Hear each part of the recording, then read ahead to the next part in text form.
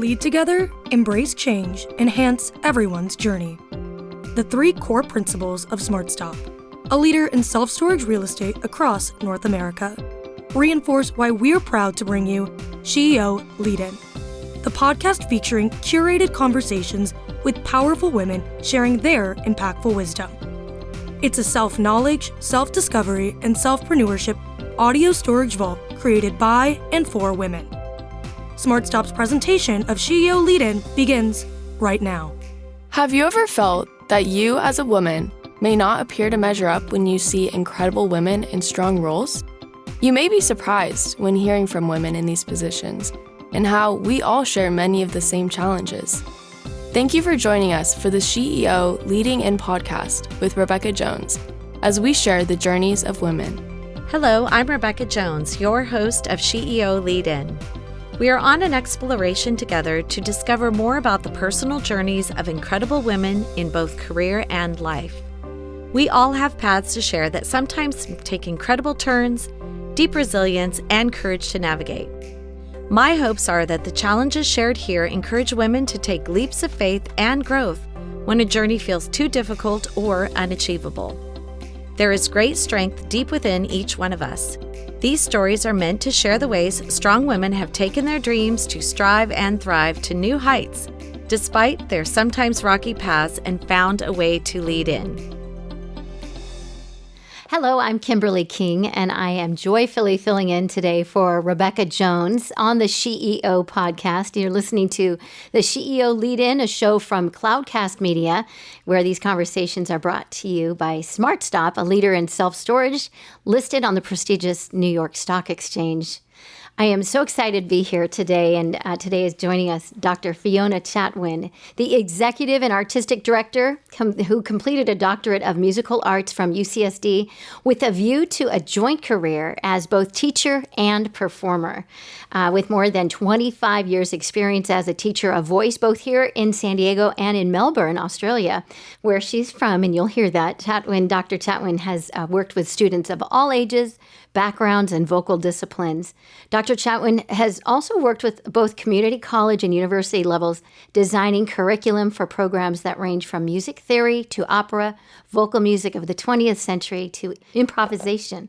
In 2005, Dr. Chatwin founded Villa Musica, San Diego's community music center. And this is so exciting because this is your 20th season, isn't it? It is. That bio intro makes me feel so important, and I'm just... You are important. I'm just me. Thank you so much for introducing me. It's such a pleasure to be here.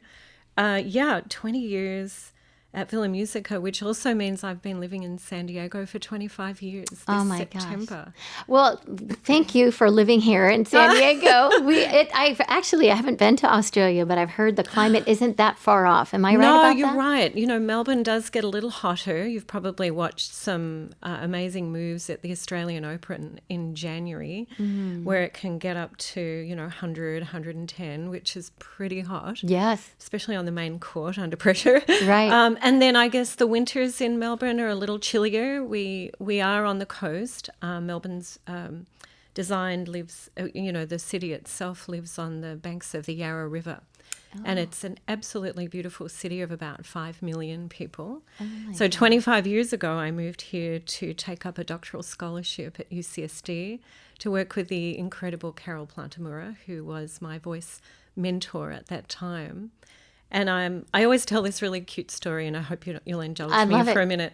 I arrived and I'd been given this 65-page score of the most difficult music I had ever seen in my life. And I thought, oh my gosh, what am I doing here? And told that I had to perform that for the entire department. It was the work of a young composer. And here's his name, and here's his phone number. And if you need any help with the score, just give him a buzz. And I was like, oh my gosh. So I called this guy and we had some rehearsals, and, things evolved, and I performed for the department. And now this month, at the end of this month, we're celebrating our 23rd wedding anniversary. Oh my gosh, congratulations. I love that Dr. story. Jude Wermeyer is also a full-time teaching artist at Villa Musica. So he is one of our stellar faculty, along with a lot of other graduates from UCSD and a lot of other local teaching artists. So, yeah, we have a really lovely community there, not the least of which is, married couples. I was And, gonna say, it's really beautiful. family friendly and Yeah. you. Well, I was just thinking back to that story. That must have been daunting as when you first met him and you're performing for him his score. Yes, and I'm sure he was very disappointed at some point. No, he wasn't. And probably very pleased with others because he passed his jury, and I was welcomed very enthusiastically into the department, and we spent 6 years together there. Wow. Living on campus, and actually our daughter was born while we were there. We got married there. We, during those first 6-7 years in San Diego were really formative for me. It sounds like that. Yeah. What a legacy you I have totally left expected to be going back to Australia and, going back and doing my thing in Australia, and here I am 25 years later. Oh my gosh. Well, talk to me a little bit about, this is wonderful. And one of my favorite things that I've learned about your Villa Musica throughout San Diego County, growing at a rapid rate, but also just your love and passion for getting kids the introduction to music, no matter if it's vocal, if it's instrumental, all kinds of music. Talk to me a little bit about that.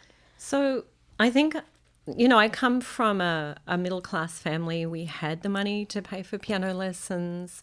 The school that I went to was very musically oriented. We had music theatre plays, and, we had all the opportunities. And I know as I was going through UCSD, and, when you get a doctorate, your natural trajectory is sort of to go into an academic position as a professor or whatever. Right. But I really had kind of been specializing and becoming this sort of elitist musician, right, with a specialization in this very tiny pinprick of music. And I realized that the elitism and the exclusive nature of music education can be very, it leaves a lot of people out of the picture. And so, it's competitive, and, there's a lot of competitions, and there's not very many professional roles and gigs. And so I wanted to turn things around a little bit and kind of flip it on its head and make a place where everybody had access. And because there are a lot of families who didn't have the upbringing that I had, that didn't have the opportunities that I was so privileged to have.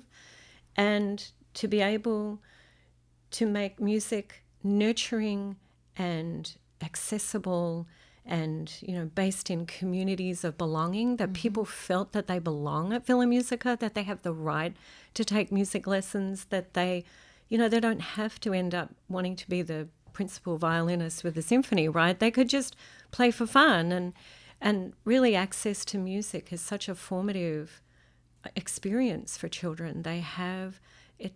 There's a sort of autonomy that comes out of learning an instrument, that it's your instrument, and that Right. you learn to master it or not. Yeah. Some people never learn to master their instruments, and others do, and it's the journey of discovery that's super important, and I think everyone should have access to that that journey. I love your backstory and how you found your passion for that. How old can you start when you say children? Well, we have a lot of families. Today we have SmartStop, which is a program out of the Royal Conservatory of Music, which is an experiential music experience for 3- and 4-year-olds. But there are music programs around, that start them, before they can walk, before they can talk. They've got little Einsteins, and Yep. There's beautiful music programming for 0 to 2-year-olds, Babes in Arms.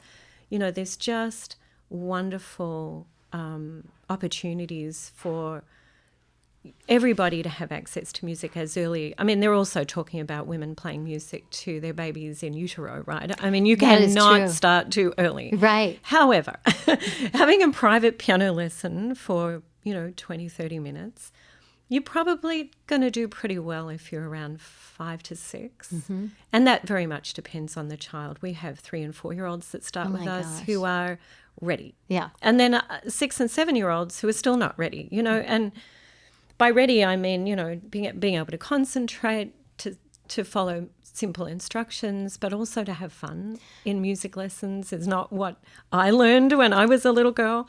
Nobody's rapping anyone over the ruler with the ruler over your fingers anymore. It's not like that anymore.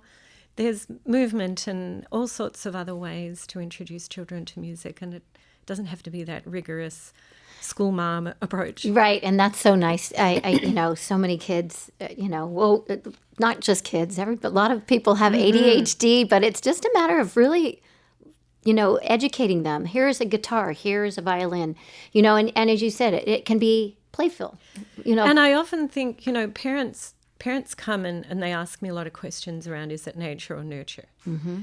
And I honestly believe it's nurture. It's exposure, it's opportunity, it's playful and fun-filled, and not everybody's, like I said, not everyone's going to be the principal violinist of a symphony, but everyone can dabble, and honestly I think those people make the best audience members. Like you go to a concert and you're like, oh my gosh, that person can play so well. I know how hard that is. Right, they have an appreciation at a very different level to just sitting back and letting the music wash over you. Right, and I had mentioned to you before we started this podcast, I went to a performing arts school here in San Diego, and thinking, oh yeah, one day I'll be on Broadway. Well, that didn't happen, obviously. Me neither. But, it's true, when you have that early education and appreciation, you can go off no matter what you do in life. If you're a doctor, you're in front of people, aren't you? Wherever you are in life, you have that background. I mean, I watch 7-year-olds every Friday every Friday evening at Musica get up, plonk out their 30 seconds of piano that they've learned. It's working on their memory. It's working on presentation skills.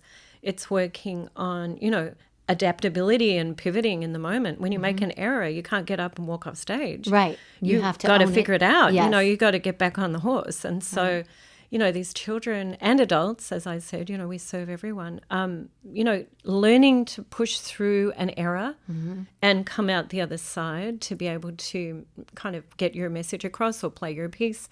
Those are skills that they translate into careers of all types. And I love that you said that, because life isn't perfect, right? And we're going to mess up no matter what. Absolutely. So it is about having that professionalism and that training. You mentioned adults as well, and I have to say, I don't mean to interject myself here, but my mom had Alzheimer's, and there was a 10-year journey.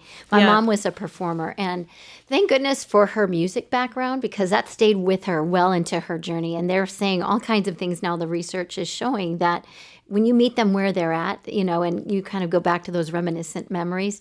My mom always woke us up singing, good morning, from Singing in the Rain. So now every time I hear that, I hear Jackie. But, oh my gosh. But with that being said, you cater to families, to children, but also to adults, and not just Alzheimer's. I just had to bring that in because that stayed with her for her journey. I know that you stepped in today without a lot of preparation, and I am so incredibly grateful. You and I have a very similar history, and I lost my dad in May to Parkinson's, and he had the dementia that goes with Parkinson's, which is, and he was diagnosed 10 years ago, so we had a 10-year journey with my dad. We're both going to cry by the end of the story. I know. Because I wanted to tell you that in 2017, we started a program called Musical Biographies. You did? I just got the chills. Yeah, so this Musical Biographies program was a direct result of what I'd been observing with my dad. And I was sitting in the kitchen at Musica one day, and I was like, everybody knows the impact that music has on people living with dementia. Everybody knows that. We've watched Alive Inside. We know about music and memory. We know about those things.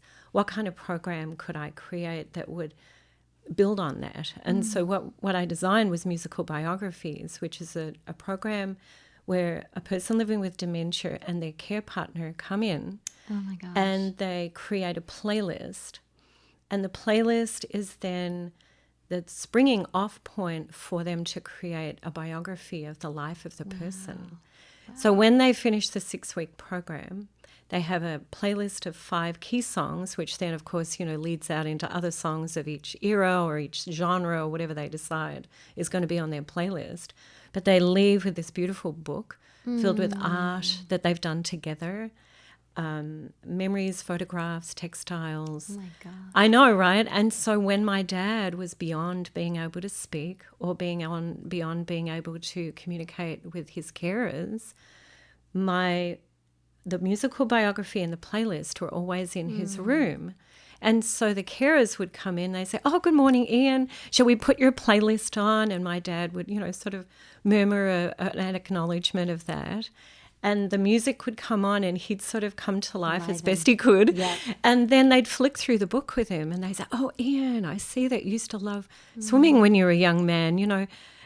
Wow, you're on the diving team in middle school, And even though my dad could no longer respond, and I know you understand this, it was such a beautiful kind of way for my dad to be able to communicate beyond his physical capabilities and for them to have insight into I was just going to say, for you to was yes. and who he still is, because people with dementia, they can't communicate who they are now, but they're still that person. Right. And the dignity involved Yes. with people being able to observe that and experience their lives is so incredibly important.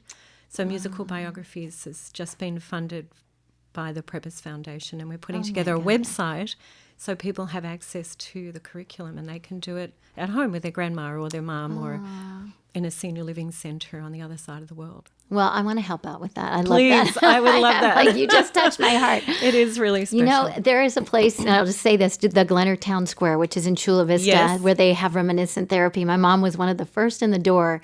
And to your point about what you're creating, what you've done, my mom used to write, she developed these little greeting cards, the homemade greeting cards. So they put together a Hallmark display for her. Oh, my gosh. And every time, and you would understand, when they go off track. Yeah, we ran the program there. I didn't know that. Oh, my gosh. Yeah, it is. That is such a special place. Oh, isn't it? We love that place. And I'm so glad your mom Oh, was I able to love this. participate. Yes, yeah. they meet you where you're at, and Absolutely. as you said, you just tap into those memories, and then they liven up, and there's your dad again, or there's my mom again. Yep, So, absolutely. well, thank you for telling me about this. That was a little treasure. I wanted to ask you. So you're growing. I love that you tell me about where you are in San Diego and where the future is leading. So we are in Sorrento Valley, and we're about to do some big expansions. I'd like to tell you more about that. Perfect. I'm going to take a quick break. So stay here. We're going to take a smart stop right now, and we'll be back to continue this amazing conversation with Dr. Fiona Chatwin. SmartStop knows the winning connection is when we elevate success together. SmartStop Self Storage, a California company with nearly 200 properties and over 15 million square feet of rentable storage in the U.S. and Canada, is committed to positively impacting the communities we serve on the national and local level. By aligning our core principles of leading together, embracing change, and enhancing everyone's journey with local initiatives focused on education, health, and social welfare, we all elevate together. Through financial and strategic partnerships with nonprofits and prestigious organizations such as Cloudcast Media, Arrow McLaren IndyCar, Breast Cancer Research Foundation, Wounded Warrior Project, USC Athletics, the Brampton Steelheads, MMA fighters and boxers, and other unique athletes, we aim to foster a sense of unity and pride within the communities we serve, creating a shared identity and generating a positive atmosphere. To learn more about our core values, our locations, and career opportunities, please visit us at smartstopselfstorage.com. SmartStop, elevating success together. Thank you for the quick break. You were just telling me how you guys are growing, and you are in Sorrento Valley. Absolutely. So we're in our main campus in Sorrento Valley. So even though Villa Musica has been around for 20 years, in the first 5 years we were kind of floating around rec centres and church halls and anyone who would take us. And then in 2010 we signed this lease, and we have a 4,500 square foot space down there. Wow. We serve about 470 private students on a my weekly gosh. basis, which is amazing. Wow. But of course it's very, it's more convenient because of the traffic and because of other, issues with public transport and things. We very much serve kind of the western part of central San Diego. And for that, I just always felt like that's not okay. I don't want just to be serving people from Del Mar and La Jolla and Carmel Valley and University City and Miramar and Mira Mesa. And so back in 2014, we decided to open up a satellite at Logan Heights Library. And the satellite system has served us really well. We've got 5 library satellites. Wow. And we've chosen very specific neighborhoods because they're generally underserved, under-resourced. And so we go out into these libraries and we offer the same curriculum as we do in Sorrento Valley to the students who participate in these satellites. But the difference is all the programming is completely free. Amazing. And we Wow. provide an instrument. So if the child decides they want to study the guitar or the adult, depending on which program, Right. we offer them an instrument so that they can practice. They can take the instrument home. Wow. They learn how to look after the instrument, which is another thing we were talking about earlier about the lasting impact of education in music is that you also learn how to look after your instrument. So 5 satellites are thriving. The first one, as I said, was Logan Heights. That was our 11th year anniversary this year. Really? Malcolm X. We're down in Valencia Park. Linda Vista Library is another satellite. We're at College Rolando, and then most recently we're at City Heights. And so, yeah. And growing and maybe possibly going out toward the East County as well. So that came as a result. We work in about 25 schools too. So we support existing music programming in some schools with coaches and various other through San Diego Unified. Yeah. We send our amazing teaching artists to kind of work with, I've got 40 new flute players who don't know which end of the instrument to blow. I'm like, okay, we can send you a flute specialist. Wow. But then we also do a lot of programming for music school, like music from K through 8 or whatever, where schools don't have any music at all. Some of that is contracted work and fee for service, and then some of it is completely free because, we look at the ratio of free and reduced lunch students at the school. Okay. And try to work with the school to make sure that they have access to music.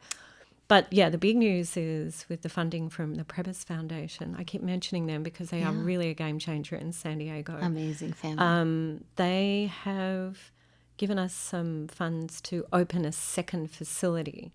The idea was the potential of kind of growing upwards in the building we're in, Sorrento Valley. But that fast became a difficulty because of the price of construction. Yeah. So the idea was then to identify space in East County. Right. And we've been looking for the past 9 to 10 months. And I think we've found one. Oh. I want to get excited and tell people where it is, but I'm nervous because, we've You looked want at it to happen. I want to make sure it happens, and I want to but we are looking La Mesa, Lemon Grove, around that area. So TBD, or however we say, Yes, I will to be continued, Yes. TBC. We'll be letting everybody know as soon as we know. We're just putting in a proposal, working with the local real estate folks just to get everything tied up. That's so exciting. I love this. I love the idea of replicating what we have, Yeah. because then, it's a really nice environment. The rooms are colourful, the space is warm and inviting. People get to come and sit on the couch and Oh my God. do some work while their kid goes, and free Wi-Fi. Siblings can do. A lot of times we have kids. How many times does it happen where there's a parent or a sibling that's dropping off the actual student, the child, and then they say, God, they're having so much fun there. I want to join in too. That is actually a real true story. We have a number of parents who, have started out with the little ones, taking violin, and they're like, can I rent a violin and come and join the class? I'm like, yes, absolutely, because then the little child goes home and the mum, I always used to do this with my daughter when she took violin with us. I'd play it the wrong way and she'd say, Mum, that's not how you do it. And it's such a great way for them to feel empowered by their practice and putting on concerts and stuff. So, we definitely have that happening. There's just so many great things about just music, again, no matter what, if it's coming from your voice or an instrument, but it's therapeutic. And, there's just so many... Oh, there's so many good things. And, there's also some really difficult things, right? I mean, learning an instrument can be extremely frustrating. Right. It can be all of the things that are difficult, like learning how to play a sport, like it's not all smiles and giggles. It can be very frustrating, but it is an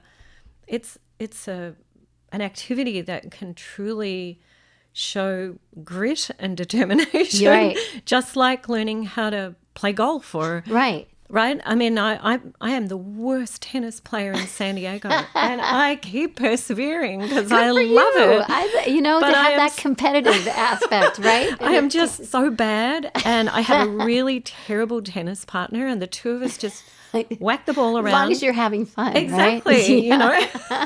And getting mad at each other. Oh I can't believe you just hit that. I can't believe you hit that like that. What are you trying to win? Tell me a little bit about, or maybe do any kids come up with an instrument that you may not have on hand, like an accordion or a mandolin or something that, I don't know? We have had inquiries for instruments we don't teach, and that's actually an interesting question. When we identify our space in East County, we are going to be partnering with my dear friend Monica Emery over at the Center for World Music. Oh, so I like it. When you come to Villa Musica East, you will also be coming to the Center for World Music's new home. You could have one kid taking piano lessons and another one learning tabla. Whoa. Like that beautiful South Asian drum. Is this where Balboa Park it used to be? Am I thinking? No, that's like a different thing. Center for World Music is an organization. I think they've been around for 60 years. They do a lot of ethnomusicological. Goodness, I wow, can say good that. for you. Wow. Ethnomusicological work out in school districts. So they have a gamelan, they have all sorts of really cool instruments and very different teaching artist specializations to ours. So if you call Villa Musica and you want to study those kinds of instruments, I love that too. You will be able to sitar. Okay. Like a history lesson along with your music. Yeah, but also like banjo and accordion and like other instruments that are not the general kind of, I guess you call it Western art music, right? Typical instruments. So I love that too. I think I think it's going to be just really to have the YMCA for music. There you go. There's your new tagline. Yeah, right. Tell me, do you have a favorite story that's something that stuck with you from a family? Or oh my gosh, there's probably so many. So I just totally put you on the spot. No, and I have to say, when someone asks me that, I always have to filter, like, which of the most amazing stories am I going to tell? Because there are so many, honestly. We have had some beautiful stories evolve. One of my favorite ones right now, we run a multi-generational mariachi ensemble at the Logan Heights Library. Oh, my gosh. I know, right? So we have a family, I found out a couple of years ago, family playing together. In fact, a number of father-son, one of our employees is in it. There's a lot of different people. But this very, very beautiful story emerged. I went to a concert where they were performing, and there was a young girl and her grandfather in the group. And Lucia told me that she loved to play with her grandfather, Rosalio. And she said, oh, my aunt's in the group too. And I was like, wait a minute, this is like 3 generations of the same family in the group. Oh, my God. So then it turns out, which none of them knew, their grandfather, Rosalio, is from Jalisco, which is where mariachi kind of evolved, right? So Rosalio had never told any of his family that he wanted to be a mariachi. He just never thought it was possible. They moved to the United States. They live here. And then when Lucia was in maybe 10th or 11th grade, they all joined the mariachi ensemble. And this story started to evolve from their family. And I was just like, I can't believe this is so beautiful. And then I found out, just really gets me. Lucia decided to write about this in her senior year for her college applications. She wanted to tell the story of how mariachi via Musica, which is where we get to say it in Spanish. People always ask me, how do you say Villa Musica? I'm like, it's via Musica when you're talking about Rosalio and the mariachi ensemble. And it's Villa Musica when, Anyway, she had written about this, and she's a very bright girl. And now she's at Harvard. Good for her. Oh, my gosh. I know, right? She wrote about this Wow. story. This kind of evolved like her as and this is how music can be this sort of rounding out of a human. You know what I mean? Yeah, Like right. you can be great at math and science and you can be really good at all those other things, but music and the arts in general can really help round you out. It really, that is such a good point. And it is true. It touches, music can touch in all of those areas and really, give us the skills. But yeah, the math part of it. Oh my gosh. Keeping up and reading music and all of that. It Yes. is another language. And isn't it? counting. Counting. Right. Right. I subbed for one of our piano teachers last Friday. And I had all the littles, the 5 and 6 and 7-year-olds. And they're so cute. And they're all playing the piano going, 1, 2, 3. 1, 2, like under their breath. Right, They're right. so good. And I know when they start doing fractions, Oh, yeah. that'll be easier. They'll be going, put this in. Yeah. Exactly. This is a quarter note and this is a whole note. And Well, I always thought when we, when we sang something that was difficult or you were trying to memorize it and then you just sing it and then it just becomes in your memory. absolutely. Right. And I've seen some amazing reels, where you see like a math teacher or a Yes. science teacher has taken, a really difficult table of, chemistry table or whatever, Oh, table of right. elements, and help the kids Turn learn it it by into a turning it into a song, right? Yeah. Schoolhouse Rock. Remember that? Oh, yeah. Those will always be ingrained. Absolutely. Yeah. Absolutely. What do you want people to know? And just share you've been here for 20 years. Congratulations. My This gosh, is- thank you. that's- And I mean, I don't know if we've even said this today once, but Villa Musica is a nonprofit, Which is amazing. which is, we're a 501c3. That's the reason we can do all this stuff out in the community. That, tuition is one very robust revenue stream for a nonprofit, right? Mm-hmm. But the rest of it is donations and foundations and the Purpose Foundation and, all of the different entities that believe in the mission of Villa Musica and believe in the community we're creating. And honestly, the other thing that I want people to know is that we have 46 teaching artists on staff. Oh my gosh. We're an economic driver in San Diego. These amazing teaching artists, for the most part are they're really working in a fluctuating gig economy, which can be really up and down. Right. We know as teaching artists and musicians and theatre people, you get a really good gig for about 3 months, 6 Right. months. We don't know how long that's going to be, and then we're back to, oops, now what do we do? Yeah, and right. and you've got to keep working on this, survival in a very expensive city. Oh my gosh. And so, having their rent and their food bill paid by working with, if they're good at teaching, that is the best kind of economic stability piece that I feel is super important. All of our full-time teaching artists have access to health insurance. All of them are employees, so they all get sick pay. And, from a sort of SheEO Right. style, I'm not the executive of a for-profit, but nonprofits have a very strong business model. That is, we're not all, some people think in the nonprofit sector that everybody's a volunteer and, that can be the case. There are volunteer organizations that survive entirely on the kindness and generosity of people who have their income from other sources. But we create an environment at Villa Musica where not only are we a haven for the students looking to take music lessons, but we're a haven for the teaching artists and people who work there too. Great role models, and again, in the business sector as well. That's Yeah. really important to bring up that. Yeah, I mean, I was a gigging musician for many years, many years, and, not having access to health insurance, Yeah. not having all of those things in this country is extremely, you're very vulnerable. Yeah. And so now having a place where people can actually make a good living wage and get health insurance and all the good things that go with being affiliated with us I think it's super important. Well, you've done amazing work, and you're celebrating 20 years. Congratulations. Thank you. How can people get in touch? Where do we go to direct? We have a website, of course.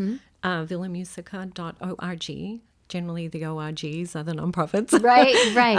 And yeah, everything's there. It's a pretty big website. There's a lot of information there. I am fchatwin@villamusica.org if anybody wants to email me and talk to me about being on our board or being a donor or becoming involved in some way. I'm the chief fundraiser, but I'm also the piano sub. Make that clear. You know, we wear a lot of hats in the nonprofit sector. And it's very, it's such a, I have to say the nonprofit sector, we were talking about how to tie in the idea of, you know, women empowerment and you know, this podcast being about empowering women. Women are so powerful in the nonprofit sector. I know probably 30 to 40 EDs of nonprofits, and I want to say probably 80 to 90% of them are women. And we really support each other. We're very, we actually have a new women's ED, executive director. I want to call it a drinking list, but that's not what I mean. It's like bunko, right? It's something like a cocktail hour list. That's a much better way of putting it. You know, we're all supporting each other. We're working really hard to make sure that there's opportunity for women. And it's a very strong sector for women. I love that. You have a voice and you partner and there's no competition. It's friendly fire, I guess, Absolutely. Right? Yeah. And, you know, nonprofits are always, you know, worrying about their income the next thing that's going to bring us down. You know, we survived the pandemic. We survived the 8, 9, 10 crash. We survived all these things, right? We're just going on to the next 10, 20 years. It's really a strong, sustainable entity now. We have a $2 million budget. Wow. So we're here to stay. Well, congratulations. I'm so excited to meet with you and speak with you and learn everything that you're doing and thank you. And how you're growing and how you are affecting and changing lives through music. And so thank you for that. Oh, thank you. And I guess the very last thing I should mention, because my fundraising consultant will wrap my knuckles if I don't. For our 20th anniversary, I have succumbed. We are having a gala. Oh, you are? And we only have 3 tables left. Oh my gosh. So if anybody's listening to this and they would like to know a little bit more about our first ever gala, and it may be the last because I am not into fancy parties. I'd rather spend my money on programming.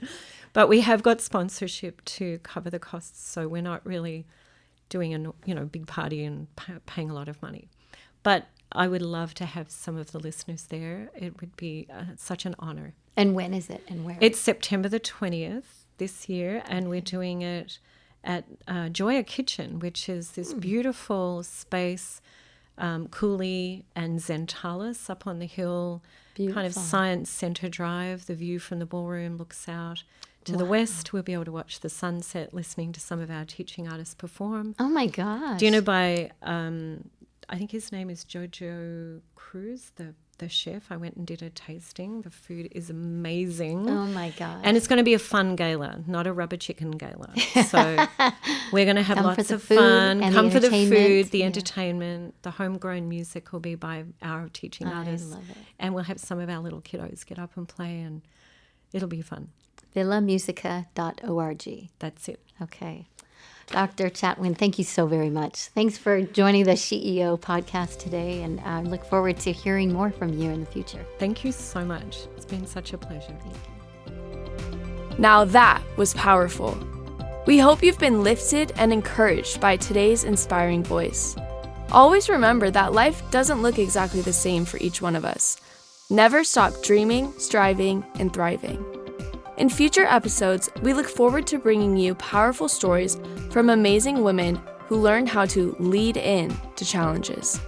Thank you for listening and being part of our community with SheEO host, Rebecca Jones.